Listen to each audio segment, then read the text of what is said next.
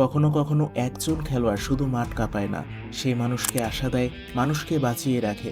আর আজ দীর্ঘ অপেক্ষার পরে ফিরে এলো সেই আলো, ফিরে এলো নেইমার জুনিয়র, যার পায়ে বল মানে শ্বাস বন্ধ হয়ে যাওয়ার মতো, যার পায়ের এক স্পর্শেই খেলা বদলে যায়। মাসের পর মাস চোটে নিস্তেজ, সার্জারি, রিহাব, ব্যথা সবকিছুর সাথেই সে লড়ে গেছে।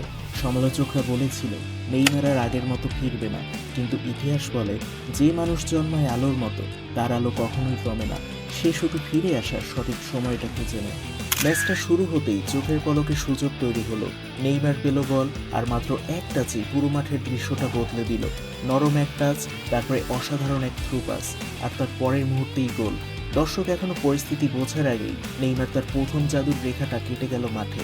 এটা শুধু অ্যাসিস্ট নয়, এটা ছিল তার আত্মবিশ্বাসের প্রথম ঘোষণা, তার শৈল্পিক ফুটবলের পুনর্জন্ম। স্টেডিয়াম যেন থমকে গিয়েছিল এক মুহূর্তের জন্য, তারপর যেন আগ্নেয়গিরির মতো বিস্ফোরণ, চিৎকার, হাততালি আর শোরগোল। নেইমার ফিরে এসেছে, উচ্চারণ করলো হাজারো গলা। সময়ের কাছে হারানো আনন্দ আজ যেন সবাই ফিরে পেল। এই মুহূর্তটা ছিল শীত দ্বারা পেয়ে ওঠা এক অনুভূতি। কয়েক প্রতিটা মুভমেন্ট, প্রতিটা ড্রিবেল এবং প্রতিটা ছন্দ মনে হচ্ছিল যেন এক সুরের মতো বয়ে যাচ্ছে। ফুটবল বোঝার মানুষ জানে নেইমারের পায়ের মুভমেন্ট কোনো টেকনিক নয়, এটা যেন এক অন্যরকম এক শিল্প।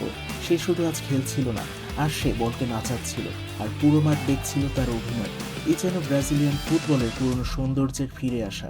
চোট তাকে থামাতে পারেনি, সন্দেহ তাকে দুর্বল করতে পারেনি। আজকের পারফরমেন্সে সে প্রমাণ করে দিল জাদুকররা কখনো হারিয়ে যায় না, তারা শুধু থামে, নিজের শক্তি জড়ো করে, আর নিখুঁত মুহূর্তে আবার আলো হয়ে ফুটে ওঠে। এটাই নেইমারের গল্প, পতনের পর উঠে দাঁড়ানোর গল্প, ব্যথার উপর দাঁড়িয়ে তৈরি হওয়া সাহসের গল্প।